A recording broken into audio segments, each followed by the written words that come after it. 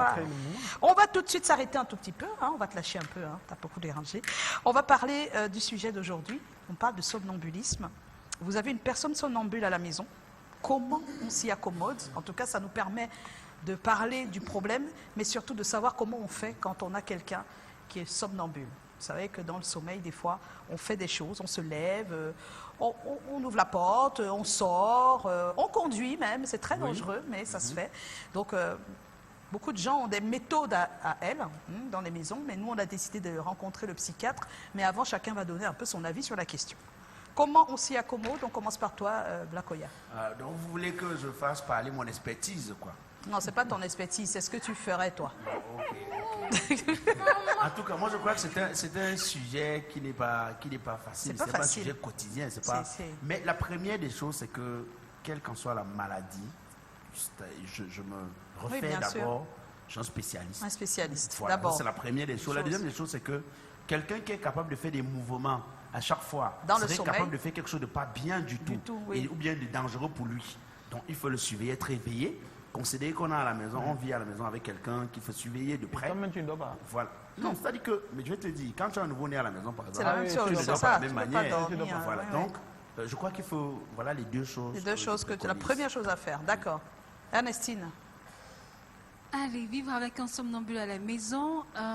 Bon, pour contextualiser les choses, comme tu as dit tout à l'heure, le somnambulisme est un trouble du sommeil. Donc, c'est des personnes, comme tu l'as dit, qui peuvent parler, crier, marcher, interagir et même parfois se mettre en danger dans une situation vraiment d'inconscience. Ils ne sont pas conscients de ce qu'ils font. Ils sont incapables de se rappeler de ce qu'ils ont fait hier. Oui, c'est ça. Ils ne se rappellent pas le matin. C'est ça le souci. Maintenant, dans le cas des enfants, je pense que c'est important, premièrement, de ne pas leur faire coucher sur des lits superposés. De peur que lorsqu'ils se réveillent, ils fassent une chute. Et puis, deuxièmement, toujours leur mettre, c'est vrai qu'on va dire qu'on est en Afrique, mais les pyjamas, c'est important. Ils peuvent marcher là et il est tout nu, il ne se rend même pas compte. Donc, après, c'est pas trop ça. Troisièmement, je pense que le plus important, c'est sécuriser l'environnement dans lequel ils se trouvent. Comme Blakoya l'a dit tout à l'heure, il faut éviter absolument les objets dangereux à côté. Il faut éviter de laisser les portes et les fenêtres ouvertes. Il faut éviter un certain nombre de choses pour qu'ils ne se mettent pas lui-même en danger. Pour les adultes, oui, j'ai fait des recherches. Apparemment, ça arrive que les adultes soient somnambules. Mais bien sûr que ça arrive. Voilà. D'après ce que j'ai lu des médecins, parce que là, je n'ai pas d'expérience particulière, ils disent que c'est important pour les adultes d'avoir un sommeil de qualité. Voilà. Ça, c'est pour ne pas être somnambule ou c'est quand on est somnambule? Pour éviter d'être somnambule, il faut avoir un sommeil de qualité. Et quand on est même somnambule, c'est important des fois de ne pas manger très très gras, d'éviter l'alcool avant de dormir et d'avoir pas un sommeil, d'éviter l'anxiété, le stress et on évite tout ça comme avec la vie dure. Ça c'est ce qui concerne les adultes. Les enfants encore c'est pas mal. Il faut se relaxer au maximum et enlever tout ce qui est négatif avant de dormir. Facile à dire, hein? Joe. Bon, moi ce que je sais du somnambulisme, de ce que moi j'ai vécu jusqu'ici, c'est juste ma perception. Ça peut être beaucoup plus que ça. Le sommeil agité. Donc, oui, donc souvent quand les enfants, les adultes ont un sommeil agité, on dit justement que soit tu n'as pas une bonne hygiène du sommeil, c'est-à-dire que dormir à des heures régulières, avoir aussi une bonne hygiène de vie, se laver avant de dormir, mettre le jujube dans les chaussettes. C'est ce que tu as dit, ça. Mettre le jujube dans les chaussettes, ça c'est conseil de grand-mère. Sérieux, on appelle ça, ça marche. Ça marche, ça c'est pour le sommeil agité. C'est différent du somnambulisme. Non, je parle d'abord de l'expérience. L'expérience qu'on a fait. Si le jujube, ça aide, c'est vrai. Et puis on met l'arbre de paix à côté. L'arbre de paix. Tu ris, mais ça aide. C'est vrai que ça aide. Mais sérieux, et puis ce qu'on faisait, c'est que vraiment on assainissait l'espace de sommeil. Oui, c'est important. C'est-à-dire que dans la pièce où tu dors, il n'y a vraiment rien. Pas de prise, pas de radio, de trucs. Oui, parce que tu peux te réveiller et tu vois là. Donc, on débranche tout, pas de télé, rien. C'est vraiment un espace. Sommeil, parce que ce que le conseiller expliquait, il disait aussi que un mauvais air, une mauvaise atmosphère dans la pièce peut être aussi la cause d'un sommeil agité. Donc, ça, c'est pour le sommeil agité, s'il vous plaît. À ne pas confondre avec somnambule. Somnambule, non, moi je reste sur. Oui, toi, c'est ce que tu sais sur le sommeil. Dans lequel tu dors, il est propre, il est très aéré agréable. En journée. Et on met des fleurs là-dedans en journée. La nuit, on les ferme. Et on l'assainit complètement. C'est ce que tu as fait, Joe. Dans ta chambre, il y a des fleurs. Et là, il dit que pour la télé. Haroun. Bon, moi, je pense que je vais un peu rejoindre ce qu'ils ont dit. C'est assainir l'espace où la personne va dormir pour que, moi, au réveil, la personne n'essaye pas de broncher quelque chose sur la réveil, ça m'étonne. Le somnambule ne se réveille pas. Dans le sommeil. Dans le sommeil, la personne ne bronche pas. C'est juste qu'il est actif. Oui, sans le savoir. On considère qu'il est réveillé. En fait, assainir l'espace où la personne dort pour ne pas que pendant sa crise, elle puisse faire des choses. Et rencontrer un spécialiste qui pourra nous donner des conseils, nous dire comment faire avec la personne. Mais moi, je mise beaucoup plus sur le spécialiste. Pourquoi? Parce que, étant donné que ce sont des choses que nous, on ne maîtrise pas. C'est assez rare. Bon, c'est pas que c'est assez rare. Ça existe, mais on n'en parle pas beaucoup. On n'en parle pas vraiment. Donc, pour ne pas faire des choses qui vont nuire à la santé de la personne, il y a des gens qui disent qu'il faut rêver. Non, je préfère faire travers. Le médecin dit de ne pas réveiller. Le spécialiste. C'est chaud. Alors que c'est le premier réflexe. On veut réveiller d'abord la personne. Pas de violent. Alors, Papa Zoé. Moi, je pense que tout ce qu'on a dit, je vais la rejoindre.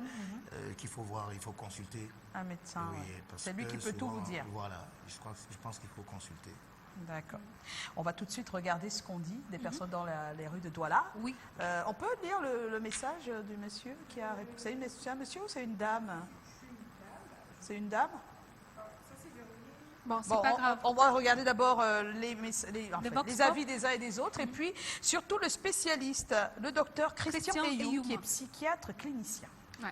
Si je vis avec une personne somnambule, je l'accepte telle que la personne est, puisque c'est une maladie qui est incurable. Si j'ai les moyens, je peux chercher quelqu'un, pour un spécialiste peut-être, pour rester avec lui, pour lui guider. The first thing a family should do to help the person is to keep the person in a place that is first of all safe and secure. Like maybe keeping the person with an assistant that can always help him or her from going closer to the fire or going closer to the road. And also above that, I think they should keep the person under a medical supervision too. Il faut éviter de les laisser sortir parce que ça devient dangereux. Parce qu'ils sont somnambules. Une voiture peut passer, n'importe quoi peut arriver. Mais à part ça, je n'essaye pas de réveiller la personne. Je sais que c'est très dangereux. On m'a toujours dit de ne pas réveiller les somnambules. Donc. Je l'emmène à l'hôpital. J'essaie de faire en sorte qu'un médecin essaie de le consulter. Ce n'est pas une astuce personnelle, non. Moi, je crois que c'est le domaine de la santé. Je confie cette personne à Dieu et c'est Dieu seul notre guide. Je peux le mettre en isolement dans la maison. C'est-à-dire, je le mets dans un logement tel que ça ne peut pas nuire à ceux qui sont ensemble avec. They should not neglect the person that he or she should just die.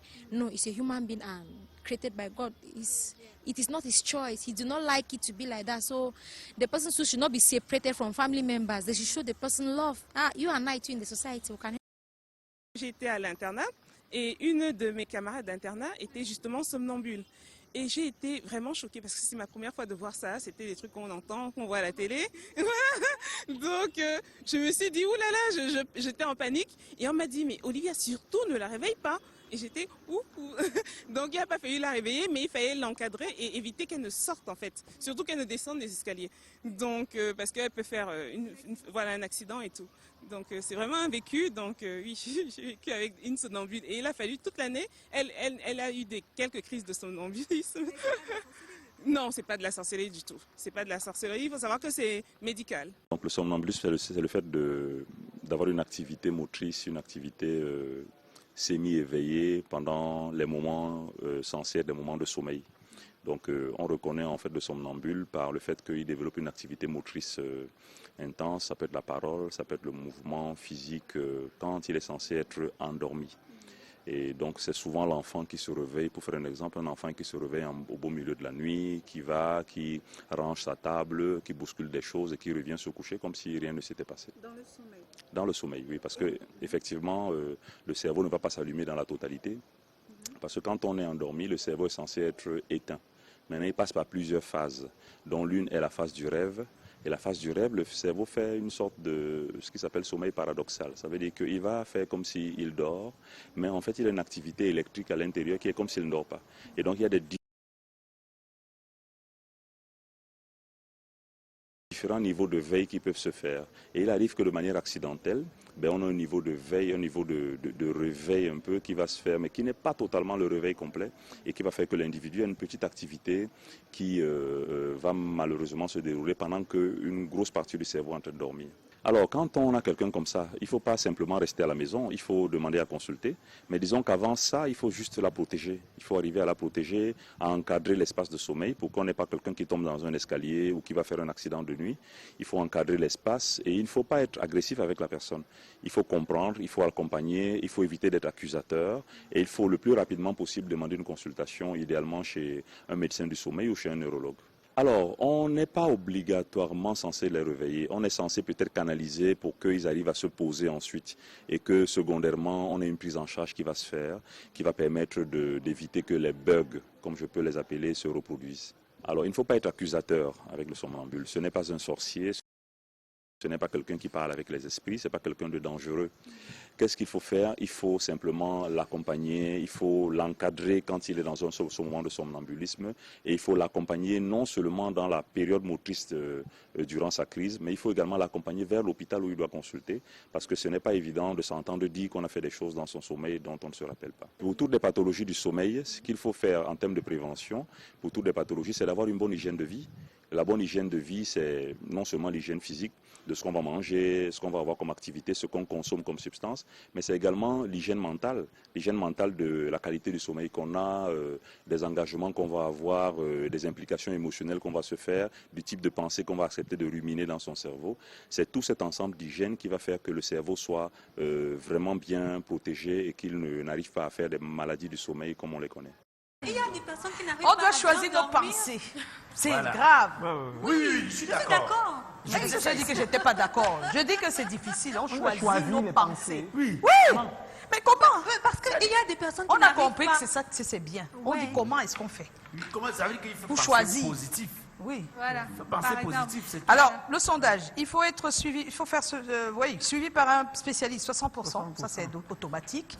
Et puis, sécurité de son environnement de sommeil, 20%. Hein? Tu dis? Non, pas de réveil pendant la crise, 20%. Il ne faut pas de réveil pendant la crise, c'est 20% des cas des personnes interviewées. Voilà, ça nous permet d'avoir une idée, en tout cas sur la question, aller chercher et arrêter de dire qu'ils sont sorciers, parce que c'est aussi ça le problème. On reste à la maison et on passe le temps à dire les sorciers, on l'enferme. Parce que s'ils sont la nuit, donc voilà. Alors que c'est une maladie connue. Voilà. Alors il y a une question de Yabassi qui est venue de Yabassi. On a dit quoi? Ça a traversé... Oui, c'est quoi la question, Joe? Ah, non, mais c'est Benoît Liard, que certains connaissent, qui est événementiel, et qui est de Yabassi, et qui écrit de Yabassi, et qui a regardé Papa Zoé. C'est pas possible, Joe. On demande... Yabassi. Alors, s'il te plaît, j'aimerais que tu poses cette question à Papa Zoé. À quand une chanson en bassa de Yabassi, d'où tu es originaire? Bassa de Yabassi. Je ne savais pas qu'il y a le bassa de Yabassi. Oui. Et il y a le douala de Yabassi aussi. Il y a le bassa de Douala. Il y a le bassa de Douala. Le bassa de Douala et le bassa de Yabassi. Et le bassa de Yabassi. Moi, je suis bassa de Yabassi. 100%, il paraît. D'accord. Oui, je suis bassa de Yabassi. Les bassas de Douala, Ndoksimbi, Ndokbong. Ah, d'accord, bassa de Douala. Oui, oui. Bassa de Douala. Ah, d'accord, d'accord. Alors, il demande à quand une chanson en langue. C'est ton frère, c'est celui qui veut seulement se vanter avec une belle chanson de chez lui. Oui, c'est vrai, j'ai pensé à le faire, mais déjà dans certains de mes albums, il y a des chansons en bassa, mais c'est que les gens n'arrivent pas à écouter tout le temps. Il faut écouter les albums. Oui. J'ai une chanson à Loba qui a des paroles en bassa. Il faut juste prendre le temps d'écouter tous les titres des albums. Mais c'est une bonne question. C'est vrai que c'est pas facile pour quelqu'un qui grandit dans un environnement où il subit une langue. Et maintenant, sa langue maternelle, ça devient un problème. Parce que pour articuler, poser sur les mélodies, il faut être sûr de... Mais là, je me suis mis à le faire. Ah, d'accord, super. Je suis déçu parce que je me dis, il faut bien que je fasse... Apparemment, tu vis maintenant que là-bas. Où ça?